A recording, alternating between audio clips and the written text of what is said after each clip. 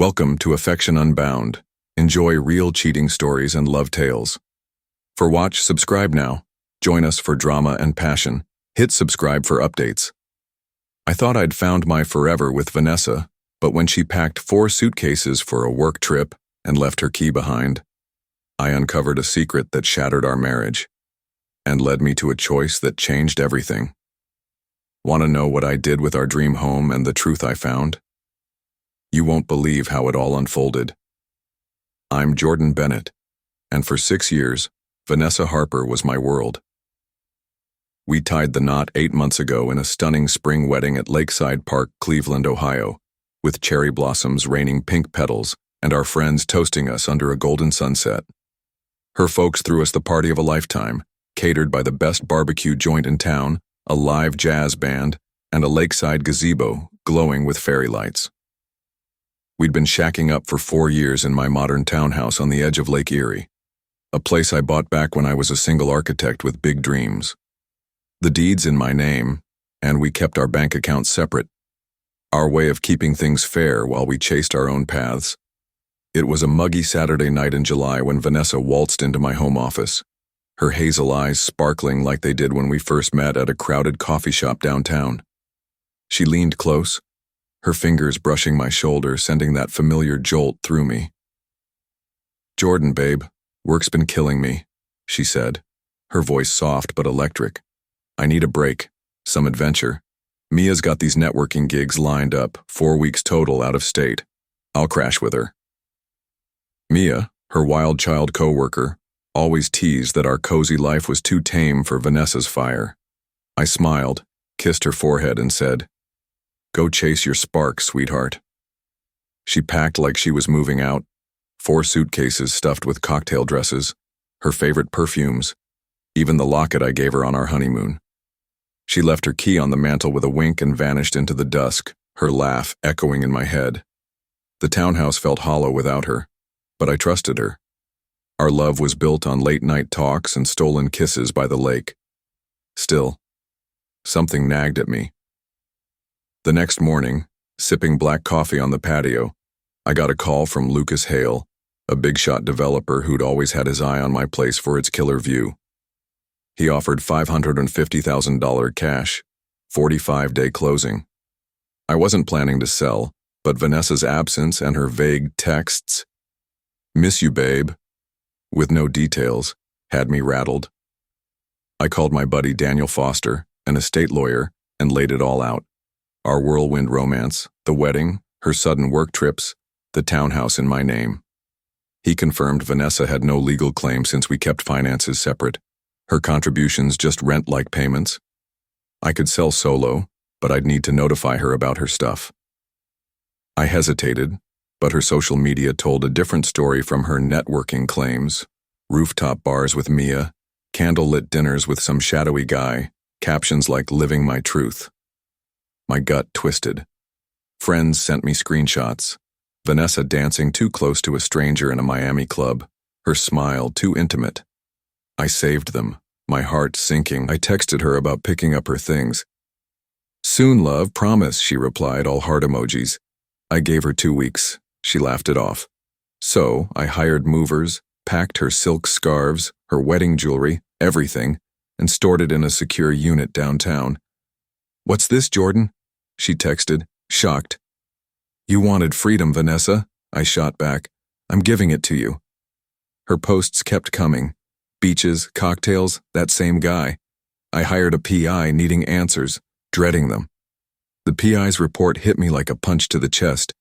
Vanessa wasn't just networking, she was tangled up with some slick executive named Ethan Caldwell, a tech bro she met at a conference in Chicago. The photos were brutal. The two of them sharing a cocktail at a rooftop bar, her hand on his arm, a late-night stroll by a Miami pier, his jacket draped over her shoulders, a hotel balcony where she leaned into him, their silhouettes too close for just friends. My heart felt like it was being carved out, but I kept it together. I'd built my life on steady ground, my architecture firm, my routines, my trust in her. Now, that trust was crumbling. I threw myself into work, sketching designs for a new community center in Cleveland's West Side. But every night, alone in the townhouse, I'd stare at the mantel where her key still sat, mocking me. I started boxing up more of her stuff, her vinyl records, the quilt her grandma made, even the goofy coffee mug she used every morning. Each item was a memory of us: Sunday brunches, her singing off-key to Motown, our plans to renovate the guest room for a future kid. I sent her another text. "Storage unit's ready, let me know when you're back." Her reply was a breezy, "Miss you, babe. Be home soon." No mention of Ethan, no explanation for the photos. Lucas Hale kept pushing on the sale, eager to turn the townhouse into a luxury rental. I met him at a diner near Lake Erie, the kind of place with greasy burgers and neon signs. He slid the contract across the table, his eyes gleaming. "Jordan, this is a clean break. You sure?" I nodded, signing my name, but my stomach churned. Selling felt like erasing Vanessa, erasing us. Daniel had already cleared the legal side. Vanessa had no claim, but I still mailed her a formal notice about the sale and her belongings just to cover my bases. No response. By week 3, I started moving my life to a sleek loft in Ohio City, a trendy spot with exposed brick and views of the Cuyahoga River. It was nothing like the cozy lakeside vibe Vanessa loved, where we'd grill burgers and watch boats drift by. Each box I unpacked felt like a step away from her. My buddy Mike came over with a 6-pack of Great Lakes IPA, trying to cheer me up. "Man, you're doing the right thing," he said, clapping my shoulder. "She's playing you." I didn't want to believe it, but the evidence was piling up. Then, one night, my phone buzzed with a voicemail from Mia, of all people. "Jordan, you're being a jerk," she slurred, clearly a few drinks deep. "Vanessa's just finding herself. Don't sell the house. That's your home." I didn't call back. Mia's loyalty was to Vanessa, not the truth. But her words stung, made me second-guess myself. What if Vanessa was just lost, not cheating? I scrolled through her latest posts, another beach, another cocktail, Ethan's arm in the frame. My doubts hardened into resolve. The next morning, I met a new client at a coffee shop in Tremont. Her name was Olivia Parker, an artist with a grant to design murals for the community center. She had warm brown eyes and a laugh that filled the room, like sunlight breaking through clouds. We talked for hours, about art, Cleveland's gritty charm, even my love for old-school jazz. She didn't know my story, but her kindness felt like a lifeline. For the first time in weeks, I smiled without forcing it. Was this a spark, or just a distraction? I wasn't sure, but I wanted to find out. As the days blurred into week 4, Vanessa's calls grew more frantic, laced with that sweet southern drawl she'd picked up from her Georgia roots, though she'd lived in Cleveland most her life. "Jordan, honey, what's going on with the house? Mia said you're packing up?"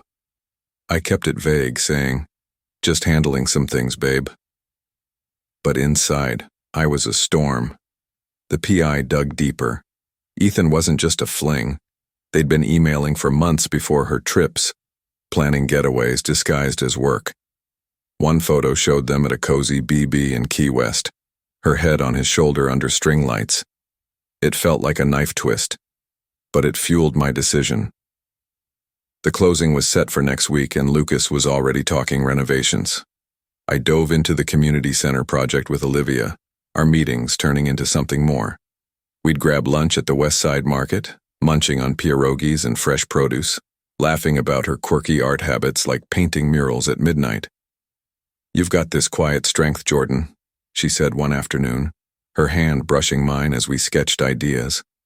Like those old Cleveland bridges, battered but unbreakable. Her words warmed me, a contrast to Vanessa's fire that had burned too hot. Suspense built in my chest. Was I ready for this? Or was it rebound? But Olivia's genuine vibe, her love for local festivals, her volunteer work at animal shelters, drew me in. We shared a first kiss after a late-night brainstorming session under the glow of the terminal tower. It was soft, tentative, full of promise. Romance was sparking anew, but the shadow of Vanessa loomed. Finally, Vanessa rolled back into town, showing up at my loft unannounced. I'd just finished a run along the lakefront trail, sweat-soaked and heart-pounding, when she knocked. Her hair was windswept, eyes red-rimmed, carrying a duffel bag like she'd come straight from the airport. "Jordan, darling, we need to talk," she said, stepping inside before I could protest. The loft smelled of fresh coffee and my new leather couch. Nothing like our old place. She glanced around, confusion etching her face. "What is this? Where's our home?" I crossed my arms, suspense thickening the air. "It's sold, Vanessa. Lucas closed yesterday. I gave you notice." Her face crumpled. "Sold? Our dream house? How could you?" She paced, tears welling. "Those trips were just networking. Mia and I hit some events, that's all." I pulled out my phone, showing the screenshots, her with Ethan, captions dripping with innuendo. "This ain't networking, sweetheart, this is cheating." The word hung heavy, suspense cracking into raw emotion. She denied it at first, calling it harmless fun, but when I mentioned the PI's report, she broke.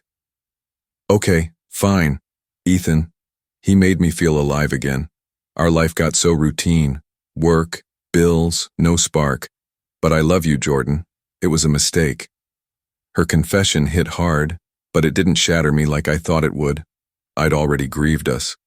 "Love ain't enough without trust," I said, my voice steady. She reached for my hand, but I stepped back. "I packed your things. Storage unit on East 9th. Keys in the mail." She sobbed, begging for another chance, promising counseling a fresh start. Part of me ached, the memories of our road trips to Cedar Point, her cheering at Brown's games, but the betrayal stung too deep. She left in a huff, slamming the door, leaving me with a mix of relief and sorrow. That night, Olivia came over with takeout from Slyman's, corned beef sandwiches piled high. I told her everything, the suspense of the confrontation spilling out. She listened, her eyes soft, then pulled me into a hug. "You deserve better, Jordan. Someone who sees your worth." Her words were a balm, heartwarming in their simplicity. We spent the evening on the balcony, watching the city lights, talking dreams. For the first time, the future felt bright, not burdened, but Vanessa wasn't done. Her sister Claire called the next day, voice calm but firm. "Jordan, this is extreme. Think of the family, the wedding we paid for, the life you built." I sighed, explaining the affair, the lies. Claire paused, then admitted, "She's been spiraling, but she regrets it." I held firm. Regret don't erase the hurt. Mia texted too, calling me cold-hearted. I ignored it, focusing on healing. The weeks after Vanessa's tearful exit blurred into a Cleveland autumn, leaves turning fiery orange along the lakefront. I threw myself into the community center project, where Olivia's murals were transforming blank walls into vibrant stories of the city. Kids playing basketball, steelworkers from the old days, the Cuyahoga River reborn. Her passion was infectious, and our late-night work sessions turned into dates. Pizza at Angelo's, stargazing at Edgewater Park, her hand in mine as we dreamed up new adventures. Romance bloomed, steady and warm, like a fire you could trust not to burn the house down. But suspense lingered. Vanessa's shadow wasn't gone. One chilly October evening, I got an email from her. Subject line, "I'm sorry, Jordan." She poured her heart out, admitting Ethan was a reckless escape from our safe life. "I thought I needed more, but I lost you instead," she wrote. "Can we try therapy? Rebuild?" I stared at the words, my heart caught between old love and new scars. Olivia was over, sketching in my loft, humming a Stevie Wonder tune. I showed her the email, needing her perspective. She set her pencil down, her eyes steady. "Jordan, you're not a consolation prize. You deserve someone all in." Her words grounded me. I didn't reply to Vanessa. Some doors stay closed, but Vanessa didn't let go.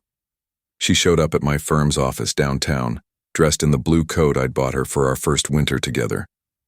"Jordan, please," she said, her voice trembling in the lobby. "I ended it with Ethan. I'm back for good." Suspense tightened my chest. Was she sincere, or was this another act? I thought of our past, her laugh at Cavs games, the way she'd curl into me during snowstorms. But then I saw Ethan's arm around her in those photos, her lies piling up. Vanessa, I can't unsee what you did, I said. I've moved on. Her face fell, but she nodded, leaving quietly. For the first time, I felt free. Thanksgiving came, and I hosted a small crew at the loft, Mike, his wife, and Olivia. We feasted on turkey and cornbread, laughing over old stories and new hopes. Olivia's mural project had won a city award, and she beamed as we toasted her. Later, washing dishes side by side, she leaned into me. "I'm falling for you, Jordan Bennett," she whispered. My heart swelled, heartwarming and sure. "I'm already there," I said, kissing her softly. The city sparkled outside, a new chapter unfolding. Months later, our first anniversary passed without fanfare. Vanessa had moved into a Tremont apartment, posting less, working a new job at a nonprofit. Mutual friends said she was in therapy, piecing herself back together. Her sister Claire reached out once more, softer now. "She knows she messed up, Jordan. She's trying to grow." I wished Vanessa well. No bitterness left. The townhouse sale money sat in investments, growing quietly, a reminder of my choice to let go. By spring, Olivia and I were official, painting the town, literally and figuratively. We volunteered at a Lakewood art festival, her teaching kids to splash colors on canvas, me grilling hot dogs for the crowd. One night, under the glow of a streetlight, I gave her a key to my loft. "Move in?" I asked, heart pounding. She grinned, wrapping me in a hug. "Thought you'd never ask." Vanessa's betrayal had cracked my world, but it led me to Olivia, whose love was steady, not a fleeting thrill. I'd sold a house, lost a marriage, but found something real, a woman who saw me, scars and all.